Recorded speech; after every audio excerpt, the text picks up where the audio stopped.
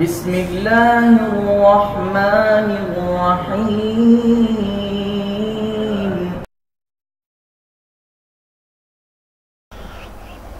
ان الحمد للہ نحمده ونستعینه ونستغفره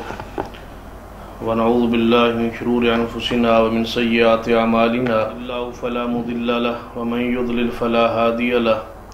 اشهد ان لا الہ الا اللہ وحدہ لا شریک له واشهد ان محمدا عبده ورسوله اما بعد فإن خير الحديث هدي محمد صلى الله عليه وآله وسلم وشر الأمور محدثاتها وكل محدثة بدعة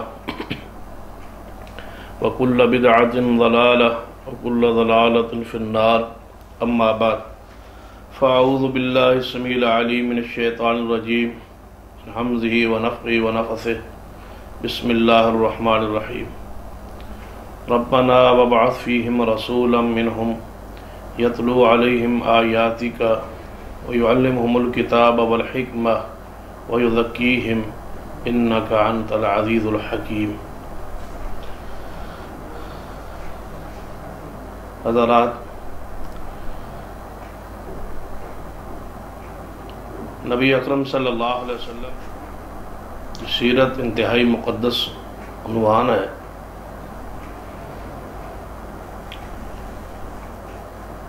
اور نبی علیہ السلام کا مقام، عظمت، شان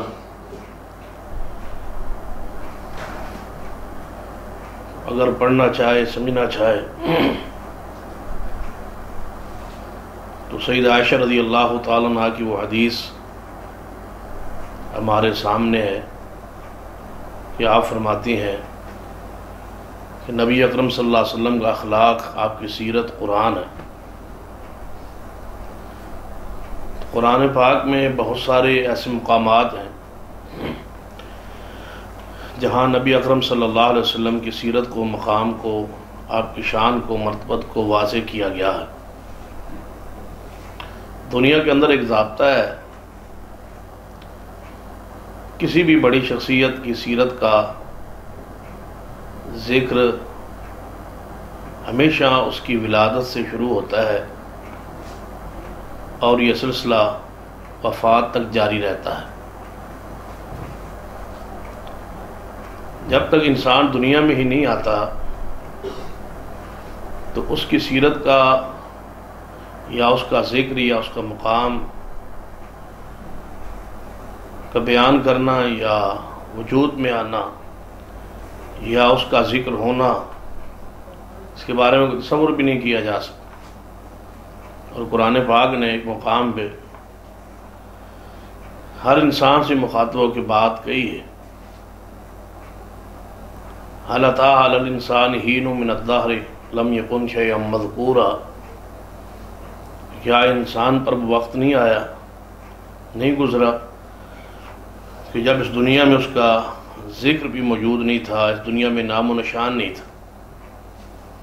گویا ہر انسان کی سیرت کا آغاز اس کی ولادت سے ہوتا ہے. اگر کسی کی سیرت کا تذکرہ کرنا ہو تو یا اس کے نمایاں جو کارنامے ہیں ان کو بیان کیا جاتا ہے،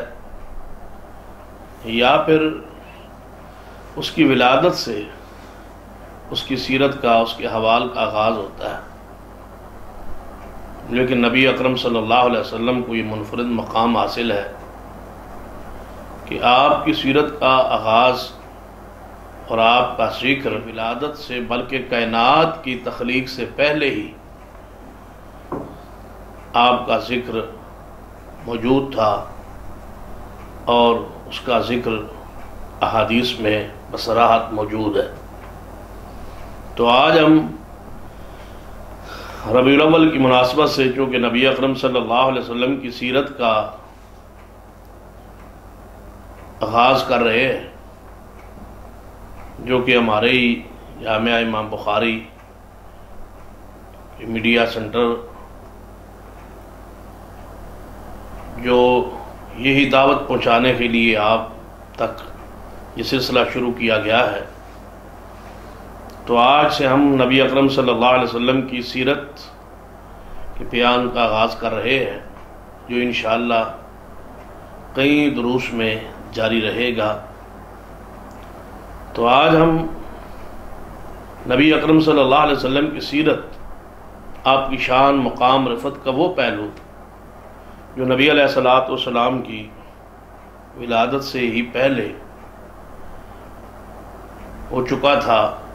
اس کا بیان آپ کے سامنے رکھنے کی کوشش کرتا ہوں۔ قرآن پاک میں نبی اکرم صلی اللہ علیہ وسلم شان اور مقام، اور خاص کر اس موضوع کے حوالے سے، اس عنوان کے حوالے سے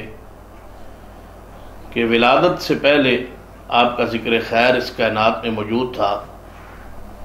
اور وہ اللہ کے علم میں آپ کا وہ وجود علمی جو ہے، کہ اللہ تبارک و تعالیٰ کے علم میں یہ بات طے شدہ تھی، یہ لکھی ہوئی تھی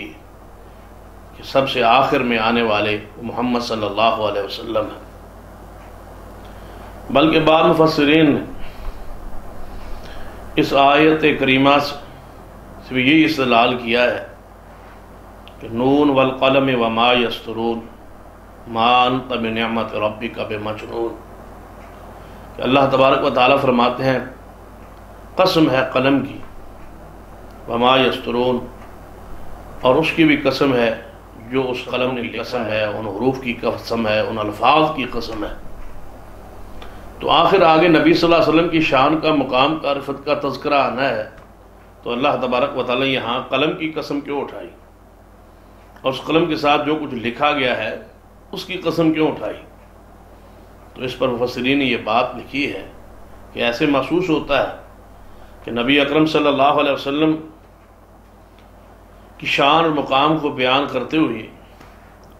اللہ تبارک و تعالیٰ اس قلم کی قسم اٹھا رہے ہیں جس قلم کو ساری مخلوق سے پہلے بنایا ہے۔ حدیث میں موجود ہے، رسول اللہ صلی اللہ علیہ وسلم فرماتے ہیں اول ما خلق اللہ القلم، اللہ تبارک و تعالیٰ نے سب سے پہلے قلم کو پیدا کیا، اور قلم کو پیدا کرنے کے بعد اس قلم کو حکم دیا کہ وہ لکھے۔ تو قلم نے عرض کی کہ میرے اللہ میں کیا لکھوں؟ تو فرمایا جو کچھ قیامت تک ہونے والا ہے اس کو لکھ دے۔ اب لکھت کا وہ آغاز کہاں سے ہوا،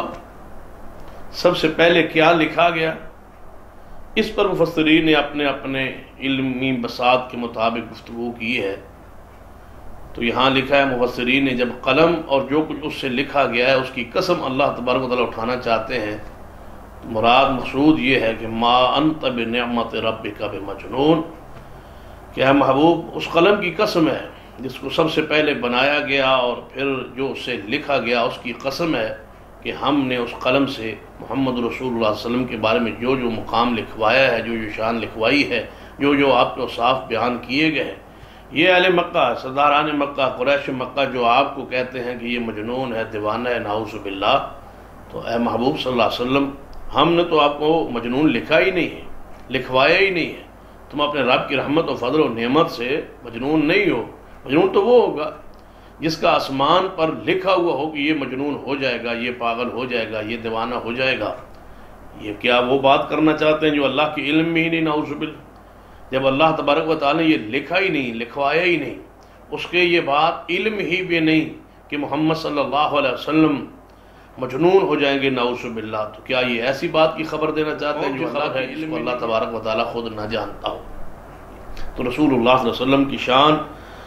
سب سے پہلے لکھوائی گئی، آپ کی عظمت، آپ کے مقام کو، تو یہ وہیں سے نبی صلی اللہ علیہ وسلم کے ذکر کا آغاز ہوتا ہے، آپ کی شان کا آغاز ہوتا ہے۔ قبل اس کے کہ ہم آپ کی شان اور مقام اور عفت کو بیان کریں، پہلے ادب اور تعظیم اور انداز سیکھ لیجیے کہ نبی اکرم صلی اللہ علیہ وسلم یا کسی بھی اللہ تبارک و تعالیٰ کے نبی کا نام، چاہے وہ ذاتی نام ہو، چاہے وہ آپ کا صفاتی نام ہو، جب بھی کوئی نام رسول اللہ صلی اللہ علیہ وسلم کا آپ سنیں تو آپ پر لازم ہے کہ آپ ادب و احترام کے ساتھ قرآن پاک اس حکم کو پورا کریں جو اللہ تبارک و تعالیٰ ارشاد فرماتے ہیں ان اللہ و ملائکتہ یصلون علی النبی یا ایھا الذین آمنوا صلوا علیہ وسلموا تسلیما، کہ بے شک اللہ اور اس کے فرشتے محمد صلی اللہ علیہ وسلم پر، اپنے نبی پر درود بھیجتے ہیں اے ایمان والو تم بھی آپ کی ذات پر درود و سلام پڑھو۔ تو جب بھی کسی نبی کا نام آئے تو علیہ الصلاۃ والسلام یا علیہ السلام، اور خاص کر محمد رسول اللہ صلی اللہ علیہ وسلم کا نام آئے تو علیہ السلام، علیہ الصلاۃ والسلام یا صلی اللہ علیہ وآلہ وسلم کے الفاظ ہر مومن کی زبان پر ہونے چاہیے۔ یہ رسول اللہ علیہ وسلم کا ادب ہے، آپ کا احترام ہے، یہ آپ کی شان ہے، اور یہ آپ کا امت پر حق ہے۔ امت کو چاہیے جب بھی نبی صلی اللہ علیہ وسلم کا نام سنے یا لے یا لکھے تو آپ کے اس نام کے ساتھ آپ کے پر درود لکھا جائے اور پڑھا جائے، یہ آپ کا حق ہے اس امت پر۔ اور نبی صلی اللہ علیہ وسلم یہ شان اور مقام کے حوالے سے یہ بات ذہن میں بٹھا لیں کہ نبی صلی اللہ علیہ وسلم بحیثیت نبی، نبوت کے لحاظ سے، نبی ہونے کے لحاظ سے تمام انبیاء علیہ السلام آپس میں برابر ہیں، اور برابر ان کی نبوت پر ہر مومن کا ایمان ہے، اور جب تک یہ ایمان نہ ہو اس وقت تک کوئی شخص مسلمان نہیں رہ سکتا۔ اور یہ اسلام کی وسعت ہے، یہ اسلام کی برکات ہے، یہ اسلام کا اس طرح سمجھے کہ منفرد ایک وصف ہے جس میں ہر نبی پر ایمان لانا لازم ہے، ضروری ہے۔ دنیا کے اندر جتنے مذاہب ہیں ان کو یہ اعزاز حاصل نہیں ہے۔ یہودی مذہب میں اگر عیسیٰ علیہ السلام کا انکار کیا جائے، محمد صلی اللہ علیہ وسلم کی نبوت کا انکار کیا جائے تو آدمی یہودی رہ سکتا ہے۔ اس طرح عیسائی مذہب میں اگر موسیٰ علیہ السلام اور محمد صلی اللہ علیہ وسلم کی نبوت کا انکار کیا جائے تو عیسائی رہ سکتا ہے، لیکن کوئی شخص مسلمان نہیں رہ سکتا جب تک محمد صلی اللہ علیہ وسلم کی طرح سارے انبیاء علیہ السلام پر اس کا کامل ایمان نہ ہو کہ وہ سارے کے سارے اللہ کے نبی جو ہیں وہ حق ہیں، سچے ہیں، ان کی نبوت میں کوئی شک شبہ نہیں۔ لیکن اس ہم پر اطاعت جس شریعت کی واجب ہے وہ محمد صلی اللہ علیہ وسلم کی شریعت، اطاعت آپ کی واجب ہے، ایمان سب پر ہوگا، اطاعت رسول اللہ صلی اللہ علیہ وسلم کی ہوگی، اور بحیثیت رسول اور نبی ہم فرق نہیں کریں گے۔ لا نفرق بین احد، ہم فرق ان میں نہیں کریں گے، لیکن جو درجہ جو شان اللہ تبارک و تعالیٰ نے بیان فرمائی ہے اس کو بیان کیا جائے، اور قرآن کی آیت نے ہمیں یہ بیان کرنے کا انداز سکھایا ہے۔ تلک الرسل فضلنا بعضهم علی بعض، یہ جو رسولوں کو ایک دوسرے پر فضیلت دی گئی ہے اس فضیلت کو بیان کیا جائے گا، نہ کہ کسی نبی کی تنقیص یا اس کے مقام کو گھٹانا مقصود نہیں ہوتا۔ صرف وہ فضائل، وہ شان، وہ مقام، وہ مرتبہ، وہ اعزاز، وہ اوصاف جو رسول اللہ صلی اللہ علیہ وسلم کو اللہ تبارک و تعالیٰ نے عطا فرمائے ہیں ان کا ذکر کر کے مومن کو ایمان میں حلاوت محسوس ہوتی، سکون محسوس ہوتا ہے۔ اتنا پاکیزہ موضوع، اتنا نفیس موضوع اور کیا ہو سکتا ہے کہ ایک مومن ہونے کی حیثیت سے اپنے محبوب صلی اللہ علیہ وسلم کی شان کو، مقام کو، رفعت کو بیان کریں۔ تو آج ہم آپ کی عظمت کا وہ پہلو کہ ابھی آپ دنیا میں تشریف نہیں لائے تھے، پیدا نہیں ہوئے تھے، ولادت باسعادت نہیں ہوئی تھی، تو نبی صلی اللہ علیہ وسلم کا ذکر قرآن، اللہ تبارک و تعالیٰ کے علم، لوح محفوظ، پہلی آسمانی کتب میں آپ کا ذکر، آپ کی شان، آپ کا اوصاف، آپ کا مقام موجود تھا۔ تو جس رسول اللہ علیہ وسلم کی شان ولادت سے پہلے ہی اس کا ذکر ہونا شروع ہو گیا تھا، تو اندازہ لگائیے کہ اس کی ولادت کے بعد اس کے مقام کا انداز کیا ہوگا۔ تو اللہ تبارک و تعالیٰ نے قرآن پاک میں وضاحت فرمائی ہے کہ سارے انبیاء علیہ السلام، جتنے انبیاء علیہ السلام گزرے ہیں، آدم علیہ السلام سے لے کر محمد رسول اللہ صلی اللہ علیہ وسلم تک، سارے انبیاء علیہ السلام سے اس بات کا وعدہ لیا گیا تھا۔ اب یہ وعدے کی کیفیت کیا تھی، اس پر بعض مفسرین نے لکھا ہے کہ عالم ارواح میں سارے انبیاء کی روحوں کو اکٹھا کیا گیا اور ان سے وعدہ لیا گیا۔ لیکن میرے علم کے مطابق اس کے حوالے سے کوئی سکہ صحیح سند سے کوئی روایت ہمارے علم میں نہیں ہے کہ عالم ارواح میں یہ وعدہ لیا گیا ہو۔ وعدہ ہر نبی سے الگ الگ منفرد انداز میں ہے، لیکن جب بیان کیا گیا ہے تو اللہ تبارک و تعالیٰ نے سارے انبیاء سے لیے ہوئے وعدے کو اکٹھا بیان کر دیا ہے۔ جس طرح ایک شخص مختلف کاموں کے لیے، ایک ہی کام کے لیے کئی بندوں کے پاس جاتا ہے، کام اس کا ایک ہی ہے، کسی سے کوئی پیسہ لینا ہے 2 4 10 بندوں کے پاس جاتا ہے، تو واپسی کو سے پوچھا جاتا ہے کہ آپ بندوں سے مل آئے، تو بندہ کہتا ہے سب سے ملاقات ہو گئی ہے، سب سے بات ہو گئی ہے، یہ سب کچھ طے ہو گیا ہے، تو مطلقاً بات کر دیتا ہے۔ تو محسوس ایسے ہی ہوتا ہے سیاق و سباق سے کہ اللہ تبارک تعالیٰ نے وعدہ ہر نبی سے اس کے دور میں، اس کے نبوت کے زمانے میں یہ لیا ہے، اور جب آخر پہ محمد صلی اللہ علیہ وسلم تشریف لائے تو اس لی ہوئے وعدے کے انداز کو ایک ہی آیت میں بیان کر دیا کہ ہم نے نبیوں سے یہ وعدہ لیا تھا. یا بعض روایات مطلب عالم ارواح سے واللہ عالم. تو قرآن پاک میں ارشاد ہے وَإِذْ أَخَذَ اللَّهُ مِيثَاقَ النَّبِيِّينَ لَمَا آتَيْتُكُم مِّن كِتَابٍ وَحِكْمَةٍ ثُمَّ جَاءَكُمْ رَسُولٌ مُصَدِّقٌ لِّمَا مَعَكُمْ لَتُؤْمِنُنَّ بِهِ وَلَتَنصُرُنَّهُ. اللہ تبارک و تعالیٰ نے پختہ وعدہ لیا سارے انبیاء علیہ السلام سے. اور وعدہ کیا تھا کہ میں تمہیں کتاب بھی دے دوں, حکمت بھی دے دوں, تمہیں کتاب و حکمت عطا کر دوں, تمہیں اللہ وہی عطا فرمائے اور تمہیں نبوت کے لیے پسند کر لوں, تم پر کتاب و حکمت کا نزول جاری ہو. ثم جاءکم رسول مصدق لما معکم, پھر آخر پہ ایک رسول آ جائے جو رسول تمہاری نبوت کی تصدیق کرے اور جو کچھ تمہارے پاس ہو اس کی بھی تصدیق کرے, تو تم پر لازم ہوگا, ضروری ہوگا لتؤمنن بہ ولتنصرنہ, اس پر ایمان بھی لانا ہے اور دین کو پھیلانے میں اس کی مدد میں بھی لگ جانا ہے. قال اقررتم وَأَخَذْتُمْ عَلَىٰ ذَلِكُمْ مِصْرِي, کیا اس بات کا تم اقرار کرتے ہو, میرے سے یہ پختہ وعدہ کرتے ہو کہ ایسا تم کرو گے؟ اگر تمہاری زندگیوں میں آ جاتا ہے تو ٹھیک, اگر تمہاری زندگیوں میں نہیں آتا تو پھر تم اپنی امت کو اپنے ماننے والوں پر کوئی یہ نصیحت کر دو گے. قَالُوا أَقْرَرْنَا, تم سب نے کہا کہ ہاں اے اللہ, اگر ہماری زندگیوں میں آیا تو ہم اقرار کرتے ہیں, ان پر ایمان بھی لائیں گے, اس کی مدد بھی کریں گے, اور اگر ہماری زندگیوں میں وہ نہیں تشریف لاتے تو ہم اپنی امت کو یہ نصیحت وصیت کر دیں گے کہ ایک آنے والا آئے گا, وہ محمد صلی اللہ علیہ وسلم ہوگا اور اس پر آپ نے ایمان لانا ہے اور ہماری شریعتیں اس وقت ختم ہو جائیں. قال فاشهدوا وانا معكم من الشاهدين, بس تم بھی اس پر گواہ ہو اور میں خود بھی اس بات پر گواہ ہوں. آپ اندازہ لگائیں شان مقام مصطفیٰ کا کہ رسول اللہ صلی اللہ علیہ وسلم کی بارے میں جو معاہدہ ہو رہا ہے, جو وعدہ ہو رہا ہے, جو میثاق ہو رہا ہے, اس پر گواہ کون ہے؟ اللہ. وَكَفَى بِاللَّهِ شَهِيدًا, کوئی مانے یا نہ مانے اللہ خود ہی گواہی کے لیے کافی ہے. فَمَن تَوَلَّى بَعْدَ ذَلِكَ فَأُولَٰئِكَ هُمُ الْفَاسِقُونَ. یاد رکھیے جو بھی تم میں سے اس وعدے سے پھر گیا, اس وعدے پر قائم نہ رہا, تو اس کو نبوت کی فہرست سے خارج کر دیا جائے گا. بتلائیے اس سے بڑا رسول اللہ علیہ وسلم کا مقام کیا ہوتا ہے کہ اس وقت تک وہ نبی ہے جب تک محمد صلی اللہ علیہ وسلم تشریف نہ لائیں. جب تشریف لائیں تو آپ پر ایمان لازم ہوگا, آپ کی تصدیق لازم ہوگی, آپ کی مدد لازم ہوگی, آپ کا ساتھ لازم ہوگا, آپ کی نصرت حمایت کرنا تم پر لازم ہوگا. اگر ایسا نہیں کرو گے تو گویا تمہارے پاس یہ نبوت, یہ مقام, یہ شان نہیں رہے گی. تو رسول اللہ صلی اللہ علیہ وسلم کے مقام کی انتہا کر دی گئی ہے اس آیت مبارکہ میں. ابھی آپ آئے نہیں, آپ کا ذکر خیر جاری ہے, ابھی آپ دنیا میں تشریف نہیں لائے, آپ کی ولادت باسعادت نہیں ہوئی, ابھی دنیا میں آپ کو پہچانا نہیں گیا, ابھی آپ کے والدین بھی اس دنیا میں پیدا نہیں ہوئے, اور اس کائنات میں انسان ہی ابھی تک نہیں آئے. تو اللہ تبارک و تعالیٰ پہلے سے آپ کا ذکر کا تذکرہ فرما رہے ہیں, اور پھر انبیاء علیہ السلام سے یہ وعدے کا ذکر کر رہے ہیں کہ سارے انبیاء سے وعدہ لیا گیا تھا. تو گویا ہر انسان کی سیرت ولادت سے شروع ہوتی ہے, لیکن محمد رسول اللہ علیہ وسلم کی سیرت اور مقام کا تذکرہ جو ہے وہ وجود علمی میں کے انداز میں پہلے ہی شروع ہو گیا تھا. ایک ہوتا ہے کہ وجود جو آپ کی ولادت سے آپ کی سیرت کا آغاز ہوا, ایک ہے کہ آپ کا علم میں, اللہ کے علم میں آپ کا وجود ہونا اور آپ کا ذکر ہونا اور آپ کا تذکرہ ہونا, شان ہونا, اس کا تو تصور بہت پہلے آسمانی کتب میں موجود ہے.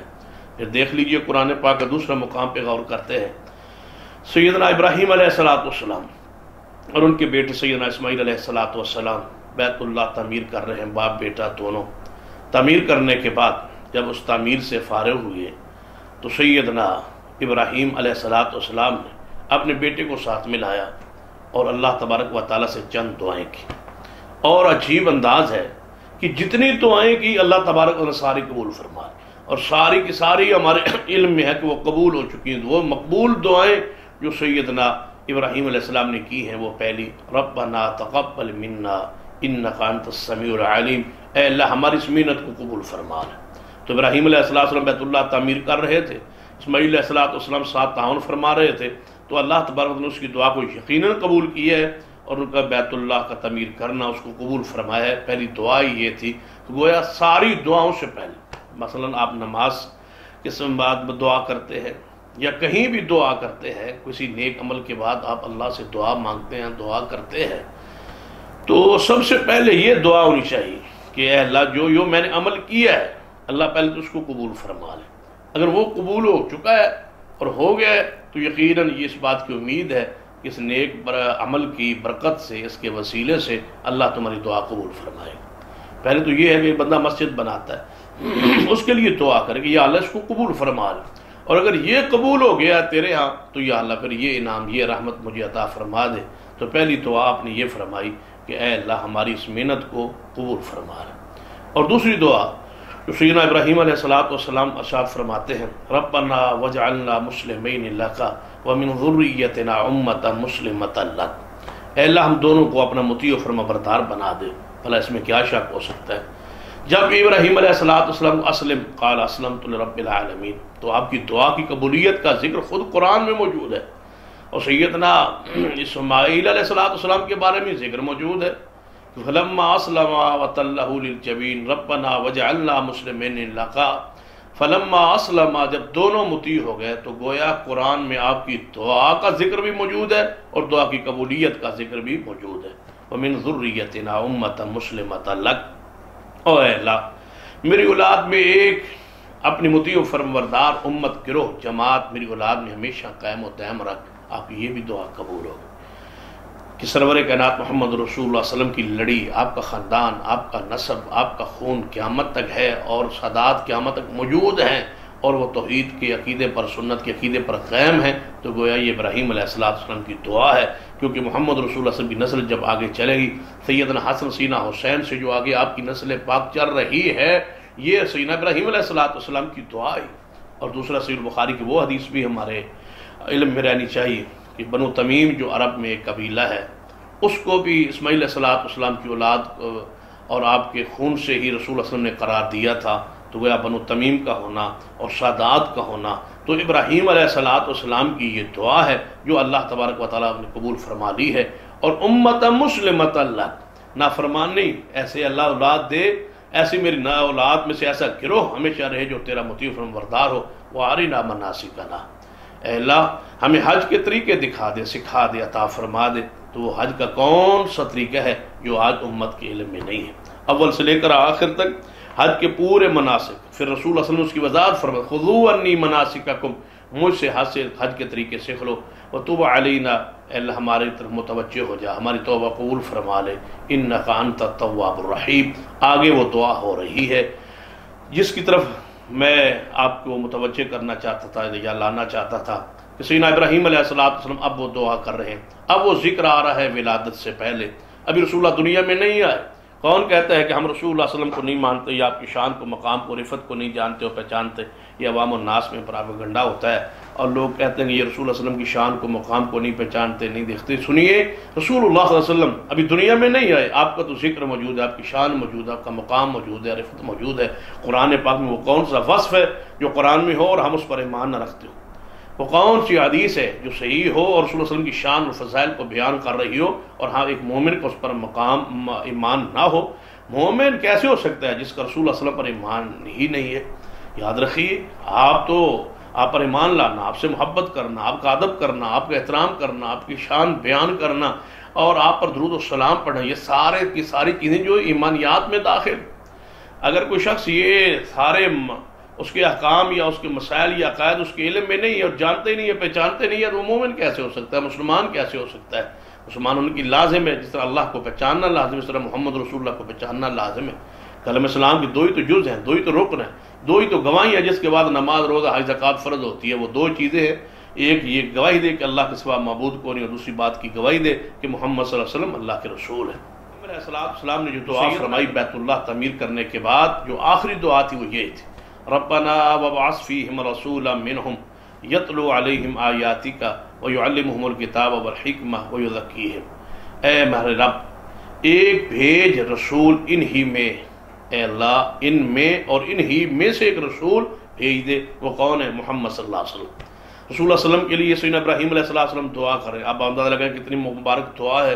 کہ سیدنا ابراہیم علیہ السلام دعا کر رہے ہیں، اسماعیل علیہ السلام اس دعا پر آمین کہہ رہے ہیں، اور مانگا کس کو جا رہا ہے؟ محمد رسول اللہ صلی اللہ علیہ وسلم کو. اور بیت اللہ کے اندر دعا ہو رہی ہے، اور بیت اللہ جیسا گھر تعمیر کرنے کے بعد دعا ہو رہی ہے. بتلائیے کتنی عظیم یہ دعا ہے. اسی رسول اللہ صلی اللہ علیہ وسلم فرماتے ہیں حدیث میں کہ میں اپنے باپ ابراہیم علیہ السلام کی دعا ہوں، اور میں عیسیٰ ابن مریم علیہ السلام کی بشارت ہوں، اور میں اپنی ماں کا خواب ہوں کہ میری ماں نے خواب دیکھا تھا کہ مجھ سے ایک نور نکلا ہے جس سے شام کے محلات بھی نظر آ گئے، تو روشن ہو گیا، پوری کائنات میں روشنی ہو گئی ہے۔ یہ محمد صلی اللہ علیہ وسلم کی نبوت کا، سنت کا، دین کا، شریعت کا نور تھا، جس کا ذکر قرآن کی دوسری آیت میں موجود ہے۔ هو الذی ارسل رسولہ بالہدی ودین الحق لیظہرہ علی الدین کلہ وکفی باللہ شہیدا، کہ وہ ذات، اللہ وہ ذات ہے جس نے حق کے ساتھ محمد رسول اللہ صلی اللہ علیہ وسلم کو حق دے کر، دین حق دے کر بھیجا ہے، تاکہ سارے ادیان باطل پر یہ محمد صلی اللہ علیہ وسلم کا دین، یہ دین اسلام جو ہے وہ غالب آ جائے، اور اس پر اللہ گواہ کافی ہے۔ محمد رسول اللہ صلی اللہ علیہ وسلم کی رسالت پر اللہ خود گواہ ہے، جس کی گواہی اتنی سچی ہے اس میں کیا شک شبہ ہو سکتا ہے؟ تو محمد صلی اللہ علیہ وسلم کے رسول ہونے کا سب سے پہلے گواہ کون ہے؟ خود اللہ۔ ربنا وابعث فیہم رسولا منہم، اے اللہ رسول انہی میں بھیج، جو ایسے دعا کی تھی ویسے ہی قبول ہوگی، ایک ایک لفظ قبول ہوگا، بھیجا بھی اللہ تبارک و تعالی، اور ان میں بھیج، اس کو دعا بھی قبول کر لیا، رسول بنا کے بھیج، یہ الفاظ بھی قبول ہو گئے، منہم، اور انہی میں سے ہو، اسی خاندان سے، اسی قوم سے ہو، انہیں انسانیت میں سے ہو، بشریت میں سے ہو، اور اس قوم میں ہو جس قوم میں میں ہوں، میری نسل میں، میری قوم میں ہو، تو اللہ تبارک و تعالی نے ہو بہو جو دعا آپ نے کی، اللہ نے ایک لفظ کو قبول فرمایا۔ کتنا وہ دعاؤں کو قبول کرنے والا ہے۔ اگر وہ نبی ہو کیسا، اس کو صاحب کا ذکر کیا، یتلو علیہم آیاتک، وہ تیری آیات اس قوم پر، ان لوگوں پر پڑھے، تو گویا جو دعا مانگی تھی اللہ نے ویسے قبول کی، اور جیسا مانگا تھا ویسے ہی عطا فرمایا۔ یتلو علیہم آیاتک اتلو ما اوحی الیک، اے ابراہیم محبوب پڑھیے وہ جو تمہاری طرف اللہ تبارک تعالیٰ نے آیات تمہیں عطا کی، اس کو پڑھی۔ یتلو علیہم آیاتک، وہ تیری آیات کی تلاوت کرے، تو محمد صلی اللہ علیہ وسلم نے آیات پڑھنے کا حق ادا کر دیا، قرآن پڑھنے کا حق ادا کر دیا، دعا کو جیسے مانگا تھا ویسے اللہ نے دیا۔ گویا اس آیت پر یہ بھی اشارہ ملتا ہے کہ جیسے اللہ سے امید رکھو گے ویسے اللہ رحمت فرمائے گا، جیسا تمہارا گمان ہوگا بندے کا اللہ تبارک و تعالیٰ ویسے ہی اللہ کی ذات کو پاؤ گے، جیسا مانگو گے اللہ ویسے ہی عطا کرے گا۔ بیٹا نیک مانگو گے اللہ نیک بیٹا عطا فرمائے گا، لیکن مانگتے ہو یہ بندے کے دل میں یہ ارادہ ہو کہ اللہ برے اولاد نہ ہو، نافرمان اولاد نہ ہو، جو میری عزت کو خراب کر دے، میرے دین کو، میرے ایمان کو، میرے گھر کو برباد کر دے، اللہ ایسی اولاد نہ ہو۔ اولاد سے رب حب لی من الصالحین، یہ بھی ابراہیم علیہ السلام کی سیرت سے پتہ چلتا ہے۔ یتلو علیہم آیاتک ویعلمہم الکتاب والحکمہ، وہ انہیں کتاب اور حکمت کی، قرآن اور سنت کی تعلیم دے، ویزکیہم، ان کا تزکیہ نفس کرے۔ انک انت العزیز الحکیم، اے اللہ تو پوری حکمت والا بھی ہے، اور تو سب کو یہ عطا کرنے پر غالب بھی ہے اور قادر بھی ہے۔ تو اللہ تبارک تعالیٰ میری اس دعا کو قبول کر سکتا ہے، دے سکتا ہے۔ تو سیدنا ابراہیم علیہ السلام کی دعا کو اللہ تبارک و تعالیٰ نے قبول فرما لیا، جیسے آپ نے دعا کی۔ تو ہمارا مدعا وہ ثابت ہو گیا کہ جو ابراہیم علیہ السلام نے مانگا تھا، اللہ تبارک و تعالیٰ نے اسے ایسے ہی انداز میں دعا قبول فرمایا۔ اور نبی علیہ السلام کی ولادت سے پہلے آپ کا ذکر موجود تھا، یہ ہزاروں سال پہلے دعا ہوئی ہے۔ اور اس میں ایک اور اشارہ بھی ملتا ہے، اگر ہم اس کو سمجھ لیں کہ اگر دعا ہم کریں اللہ تبارک و تعالیٰ سے، تو اگر جلدی وہ قبول نہ ہو، ہمیں نہ ملے، تو ہم جلد بازی میں ناشکری کرتے ہیں، کفر کرتے ہیں، نافرمانی کرتے ہیں، ہماری دعا قبول نہیں ہوتی۔ سیدنا ابراہیم علیہ السلام کی دعا کے بعد بتلائیے کتنی صدیاں گزر گئی۔ ابراہیم علیہ السلام کا دور، اسحاق علیہ السلام، یعقوب علیہ السلام، یوسف علیہ السلام، پھر بنی اسرائیل، پھر موسیٰ علیہ السلام، پھر عیسیٰ ابن مریم، اور بہت سارے انبیاء علیہ السلام کے بعد یہ دعا رنگ لائی اور قبول ہوئی، اور محمد رسول اللہ صلی اللہ علیہ وسلم تشریف لائے تھے۔ ابراہیم علیہ السلام کے بعد ہزاروں رسول اور انبیاء اور رسول آئے، لیکن اس دعا میں جو نبی مقصود تھا وہ محمد صلی اللہ علیہ وسلم۔ اس پر امت کا اجماع اور اتفاق ہے کہ جس رسول کو مانگا گیا وہ محمد صلی اللہ علیہ وسلم ہے۔ تو ضروری نہیں ہے کہ دعا آج ہی اسی وقت بھی جو آج آپ نے مانگا ہے وہ اللہ تبارک و تعالیٰ ہو سکتا آج اپنی اولاد کے لیے مانگے، آپ کی وفات کے بعد وہ دعا اللہ تبارک و تعالیٰ آپ کے حق اولاد کے حق میں قبول فرمائے۔ دعائیں مانگتے رہنا چاہیے، دعا میں فائدہ ہی فائدہ ہے۔ دعا مومن کی رات نہیں ہوتی، چاہے وہ ہزاروں سال بعد پوری کیوں نہ ہو۔ آپ کی اولاد کے بارے میں، آپ کے پوتوں کے حق میں، پڑ پوتوں کے حق میں کبھی اللہ تبارک و تعالیٰ اس دعا کو ضرور آپ قبولیت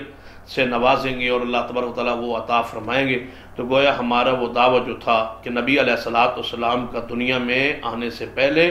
آپ کی سیرت کا تذکرہ جو ہے وہ قرآن میں، احادیث میں اور پہلی کتب میں موجود تھا، اور آپ کا ذکر موجود تھا، اور زمانہ جانتا تھا اور دنیا جانتی تھی کہ ایک نبی آئے گا، وہ محمد صلی اللہ علیہ وسلم۔ آپ کی صفات کا تذکرہ پہلے آپ کی ولادت سے موجود تھا۔ آؤ تیسری آیت مبارکہ پڑھتے ہیں، اس میں ہمارا یہ مدعا اور واضح ہو رہا ہے۔ وَإِذْ قَالَ عِيسَىٰ ابْنُ مَرْيَمَ يَا بَنِي إِسْرَائِيلَ إِنِّي رَسُولُ اللَّهِ إِلَيْكُمْ مُصَدِّقًا لِمَا بَيْنَ يَدَيَّ مِنَ التَّوْرَاةِ وَمُبَشِّرًا بِرَسُولٍ يَأْتِي مِن بَعْدِهِ اسمہ احمد۔ سیدنا عیسیٰ ابن مریم علیہ السلام فرماتے ہیں، اے بنی اسرائیل، بے شک میں تمہاری طرف رسول بن کے اللہ کا رسول ہوں، اور جو کچھ مجھ سے پہلے آیا ہے اس کی میں تورات سے تصدیق کرنے والا ہوں، جو کچھ مجھ سے پہلے اس کا میں مصدق ہوں، تصدیق کرنے والا ہوں۔ وَمُبَشِّرًا بِرَسُولٍ يَأْتِي مِن بَعْدِي، اور میں بشارت دینے والا ہوں ایک رسول کی جو میرے بعد آئے گا، اسمہ احمد، اس کا نام احمد ہوگا۔ تو گویا کتنی صراحت وضاحت ہے کہ محمد صلی اللہ علیہ وآلہ وسلم کا تذکرہ آپ کی ولادت سے پہلے موجود ہے، حتیٰ کہ اللہ تعالیٰ نے نام بھی بیان کر دیا اس میں سیدنا عیسیٰ ابن مریم کی زبان سے کہ آپ اسرائیل کو، اپنی قوم کو، اپنے ماننے والوں کو اس نبی کا نام بھی بتا دیں تاکہ سارے اشکالات جو ہیں وہ ختم ہو جائے، وہمات ختم ہو جائے۔ اسمہ احمد، اس کا نام احمد ہوگا۔ تو اللہ تبارک و تعالیٰ نے آپ کا نام خود رکھا یہ احمد، اور محمد صلی اللہ علیہ وسلم کا یہ نام اللہ نے خود رکھا، اس سے بڑی فضیلت کیا ہو سکتی ہے؟ اور پھر اللہ کی رحمت دیکھ لیں کہ جو زمین پر نام رکھا گیا وہ بھی اس سے ملتا جلتا ہے، وہ محمد ہے، اور جو آسمان پر رکھا گیا وہ احمد ہے۔ احمد کا نام بھی موجود ہے، اور جو زمین پر رکھا اللہ تبارک و تعالیٰ اس کو بھی قبول فرما لیا۔ جس طرح اس صورت میں، اس آیت مبارکہ میں اللہ تبارک و تعالیٰ نے احمد نام کا ذکر کیا، اور جو زمین پر نام رکھا گیا اس نام پر الگ صورت نازل فرمائی، صورت محمد صلی اللہ علیہ وسلم۔ تو فرمایا وہ رسول میرے بعد آئے گا، اس کا نام احمد ہوگا۔ اللہ تبارک و تعالیٰ آگے حیرانگی فرماتے ہیں، فَلَمَّا جَاءَهُم بِالْبَيِّنَاتِ قَالُوا هَذَا سِحْرٌ مُبِينٌ، یہ کیسے لوگ ہیں جب وہی رسول آ گئے جس کی بشارت عیسیٰ ابن مریم دے گئے تھے، اور جس کا ذکر یہ پہلے کیا کرتے تھے کہ ایک رسول آئے گا، نبی آئے گا، اور عیسیٰ ابن مریم اس کی بشارت دے گئے۔ جب وہی رسول آ گیا تو انہوں نے کہا یہ تو کھلا جادو ہے، ہم اس کو نہیں مانتے۔ تو یاد رکھیے محمد رسول اللہ صلی اللہ علیہ وسلم کا ذکر پہلے موجود تھا، آپ کی ولادت سے پہلے آپ کی سیرت کا آغاز ہو چکا تھا، وہ سیرت علمی تھی، آپ اللہ کے علم میں اللہ کے نبی تھے، رسول تھے، خاتم النبیین تھے، اس کا ذکر پہلی کتابوں میں موجود ہے۔ ایک حدیث سنتے ہیں جو سرور کائنات محمد رسول اللہ صلی اللہ علیہ وسلم کے حوالے سے آپ کا ذکر موجود تھا۔ عیسائی اور یہودیوں کے علماء یہ جانتے تھے۔ سیدنا سلمان فارسی رضی اللہ تعالی عنہ کے واقعہ پہ غور کر لیں کہ جب آپ دنیا سے، آپ کا استاد تھے وہ عیسائی پادری تھے، جب وہ دنیا سے جانے لگے تو سیدنا سلمان رضی اللہ تعالیٰ نے پوچھا تھا کہ آپ مجھے جاتے جاتے کوئی وصیت کر دیں، نصیحت کر دیں، تو انہوں نے فرمایا تھا کہ عرب کی سرزمین پر ایک نبی آنے والا ہے، میں نے تورات کو پڑھا ہے، انجیل کو پڑھا ہے، اور ایک نبی آنے والا ہے، تو اگر وہ نبی آ جائے تو آپ نے اس پر ایمان لانا ہے، اس کا کلمہ پڑھ لینا ہے، اس کا غلام بن جانا ہے۔ تو سلمان رضی اللہ تعالی عنہ نے فرمایا تھا کہ اپنے استاد سے، اس عیسائی پادری سے جو موت و زندگی کی حالت کیفیت میں تھا، کہ اس رسول کی کچھ نشانیاں بتا۔ تو نبی صلی اللہ علیہ وسلم کی جو نشانیاں بتائیں گئی، دیکھیے لازم بات ہے، ابھی نبی صلی اللہ علیہ وسلم پیدا نہیں ہوئے یا دنیا میں نہیں آئے یا آ چکے ہیں دنیا میں، تو وہ عیسائی پادری بتلا رہا ہے نبی علیہ السلام کی علامات، تو وہ علامات کا علم اسے کیسے ہوا؟ تورات پڑھ کر، انجیل پڑھ کر، زبور پڑھ کر۔ اس نے انجیل کو پڑھا، زبور کو پڑھا، تورات کو پڑھا، تو آپ کی نشانیاں بیان کی، تو اس کا نشانیوں کا ذکر کیا کہ وہ نبی صدقہ نہیں کھائے گا، وہ نبی جس بستی میں آئے گا اس بستی میں کھجوریں عام ہوں، وہ نبی جو ہوگا تحفہ ہدیہ قبول کرے گا، اس کے دونوں کندھوں کے درمیان مور نبوت ہوگی۔ اور یہی چار نشانیاں سلمان فارسی رضی اللہ تعالیٰ دیکھ کے ایمان لائے تھے محمد صلی اللہ علیہ وسلم پر۔ گویا قرآن پاک میں بھی ہے محمد صلی اللہ علیہ وسلم کی علامات، نشانی اور صاحب مثلہم فی التوراۃ و مثلہم فی الانجیل، ان کی مثالیں تورات میں بھی ہے، ان کی اوصاف انجیل میں بھی موجود ہیں۔ نبی صلی اللہ علیہ وسلم سے پوچھا گیا آپ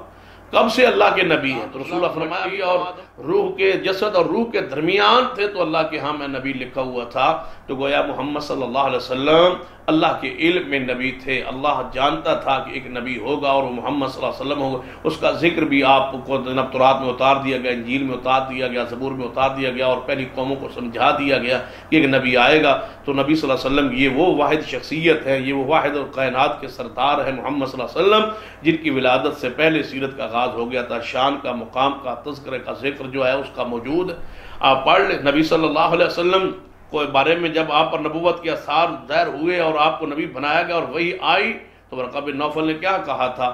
کہ مجھے لگتا ہے کہ آپ اللہ کے رسول ہیں، آپ اللہ کے نبی ہیں اور آپ کو اس مکہ مکرمہ سے نکال دیا جائے گا۔ اس طرح کے اور بہت سارے واقعات ایسے موجود ہیں۔ رسول اللہ صلی اللہ علیہ وسلم فرماتے ہیں کہ میں جب نبی نہیں بنایا گیا تھا، میں نبوت کا اعلان نہیں کیا تھا، میرے پاس جبریل نہیں آئے تھے، تو مکہ مکرمہ میں ایک پتھر ہے، آج صحیح مسلم کی حدیث ہے، میں اس کو جانتا ہوں پہچانتا ہوں، میں اس کے پاس سے گزرتا تھا، وہ مجھے دیکھ کے محمد صلی اللہ علیہ وسلم کو سلام کرتا تھا۔ تو رسول اللہ صلی اللہ علیہ وسلم بچپن میں ہی تھے تو آپ پر بادل جو ہیں وہ سایہ کر لیتے تھے۔ یہ ساری علامات تھی کہ یہ آنے والی شخصیت کوئی ہے جس کا یہ مقام ہے، جس کا یہ عظمت ہے۔ تو محمد رسول اللہ صلی اللہ علیہ وسلم کی ولادت سے پہلے ہی، دنیا میں آنے سے پہلے ہی آپ کی سیرت کا، مقام کا، شان کا تذکرہ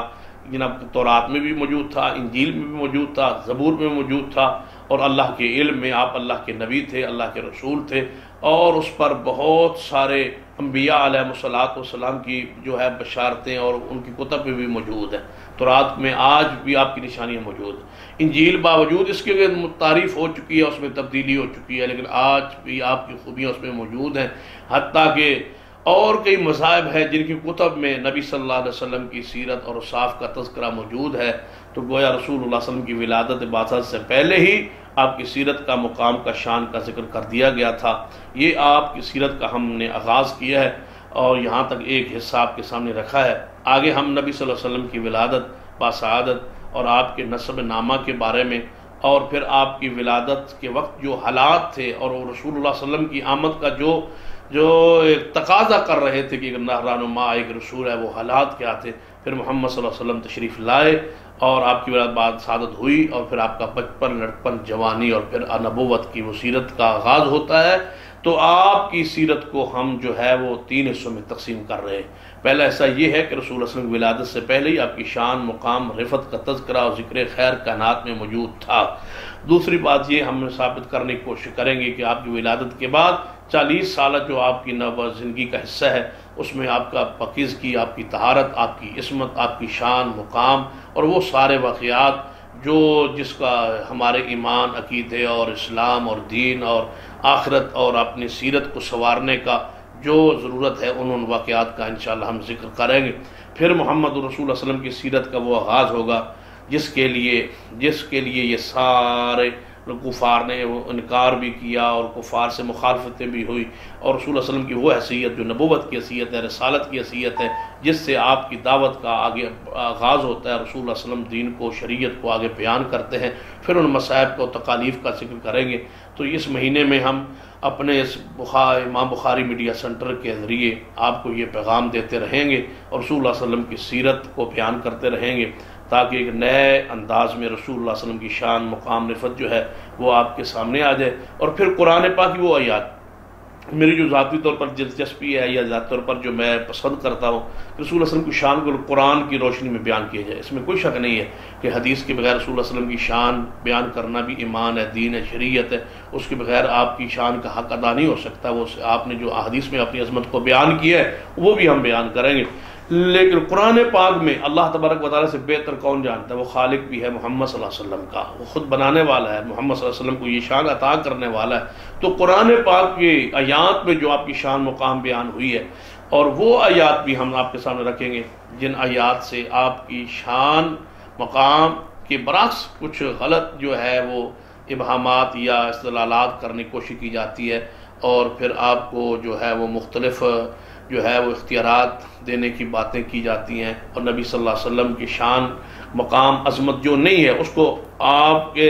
اپنی طرف سے بنا کے پیش کیا جاتا ہے۔ تو یہ بھی آپ کے پر ایمان کے منافی ہے کہ وہ شان بیان کی جائے جو آپ کی شان نہ ہو، اور وہ شان نہ بیان کی جائے جو اصل میں آپ کی شان ہو۔ تو ہم ان آیات کی بھی انشاءاللہ وضاحت کرنے کی کوشش کریں گے، اور اگر آپ کے حوالے سے کوئی ایسا مغالطہ، ابہام، اشکال ہو، کسی آیت سے کسی کوئی نے غلط استدلال کر کے اور کوئی مسئلہ بیان کیا ہو، تو آپ اس کو اپنے سوال کی صورت میں بھیج سکتے ہیں۔ ہم انشاءاللہ اس کی بھی وضاحت کریں گے، اصرار کریں گے، اور آپ کو پوری طرح مطمئن کریں گے۔ نبی صلی اللہ علیہ وسلم کی شان کی پر جو آیات قرآنیہ ہے ان کی تفسیر بھی کر دیں گے، ان کی وضاحت بھی کر دیں گے، شان بیان بھی کر دیں گے۔ اس میں ایک عجیب سا سکون اور لذت ہمیں محسوس ہوگی، رسول اللہ کو سمجھیں گے قرآن کی روشنی میں، قرآن و حدیث کی روشنی میں آپ کی شان کو، مقام کو سمجھنے کی کوشش کریں گے، خاص کر ان آیات الہیہ جن میں اللہ نے رسول اللہ صلی اللہ علیہ وسلم کی شان بیان کی ہے، اور خود اس مقام کو واضح کیا ہے اس کا بھی ذکر کریں گے، اور جو لوگوں نے غلط استدلال کر کے آپ کو شان کو بڑھانے کی کوشش کی ہے، غلو کرنے کی کوشش کی ہے، اس کی بھی وضاحت کریں گے۔ اس آیت کا یہ معنی نہیں ہے اور اس کا یہ مفہوم نہیں ہے جو بیان کیا جاتا ہے، تاکہ غلط جو تعویلات ہیں اور قرآن میں جو تفسیر بالرائے ہے، جو اپنی مرضی سے لوگوں کو گمراہ کرنے کے لیے آیات کا خود معنی کیا جاتا ہے، یہ مفہوم بگاڑ کے غلط اپنے گروہ بندی یا پھر توحید کی طرف لے جایا جاتا ہے، اس کی بھی انشاءاللہ وضاحت کریں گے سنجیدگی کے ساتھ، قرآن و سنت کی روشنی میں بغیر کسی کے دل آزاری کے قرآن و سنت کا پیغام آپ تک انشاءاللہ پہنچتا رہے گا۔ اللہ سے دعا ہے کہ اللہ تبارک و تعالی ہمارا سننا اور ہمارا سنانا یہ قبول فرما لے، اور یہ جو ہم نے سیرت کے لیے ٹائم نکالا ہے، وقت دیا ہے، اللہ تبارک و تعالی ہمارے اس لیے اس کو نجات کا ذریعہ بنا دے، اور ہمیں نبی صلی اللہ علیہ وسلم کی سیرت بیان کرنے والوں میں اور شان بیان کرنے والوں میں جو ہے ہمیں بھی شامل فرما لے، اور اس کی اللہ تبارک و تعالی قدر فرما لے، رحمت فرما لے، وہ یقیناً قدر کرنے والا ہے۔ اور آپ یہ بھی بات یاد رکھیں کہ نبی صلی اللہ علیہ وسلم کی سیرت کا موضوع انتہائی نفیس ہے، انتہائی پاکیزہ ہے، انتہائی معصوم یہ جو ہے پہلو ہے نبی صلی اللہ علیہ وسلم کی عقیدت۔ دیکھیں کائنات جڑی ہوئی ہے محمد رسول اللہ صلی اللہ علیہ وسلم کی سیرت کے ساتھ، یہ شان کے ساتھ، یہ مساجد، یہ مدارس، یہ طلباء، یہ دینداری، یہ جو کچھ اسلام، دین، غیرت، حیا، جو کچھ ہے اس کائنات میں، ہزاروں کے لوگوں کے کاروبار، معاملات جڑ گئے ہیں محمد رسول اللہ صلی اللہ علیہ وسلم کی ذات کے ساتھ۔ کیا وہ سیرت ہے، کیا وہ مقام ہے، کیا وہ شان ہے، کیا وہ بلندی ہے رسول اللہ صلی اللہ علیہ وسلم کی، کہ لاکھوں کروڑوں انسان جو ہے وہ کوئی لکھ رہا ہے، کوئی پڑھ رہا ہے، کوئی پڑھا رہا ہے، کوئی سن رہا ہے، کوئی سنا رہا ہے، کوئی مساجد چلا رہا ہے، کوئی دین کے ادارے چلا رہا ہے، کوئی یہ خدمت خلق کر رہا ہے، کوئی اخلاقیات کے معاملات میں امت کی جناب رہنمائی کر رہا ہے، اور کوئی کتابیں لکھ رہا ہے، لکھا رہا ہے، کوئی مزدوری کر رہا ہے۔ ایک نہیں کروڑوں انسان رسول اللہ کی سیرت سے جڑ گئے، ان کی روزی جڑ گئی، ان کا کھانا پینا جڑ گیا ہے۔ نبی صلی اللہ علیہ وسلم ایک شخصیت ہے، اس کی سیرت کس قدر وسیع ہے، ان کا مقام کس قدر وسیع ہے کہ آج تک آپ کی شان بیان کرنے کا حق ادا نہیں ہوا۔ کتنے محدثین گزر گئے، صلحاء گزر گئے، علماء گزر گئے، انہوں نے کتابیں لکھی اور پڑھی اور بیان ہوئی اور لمبے لمبے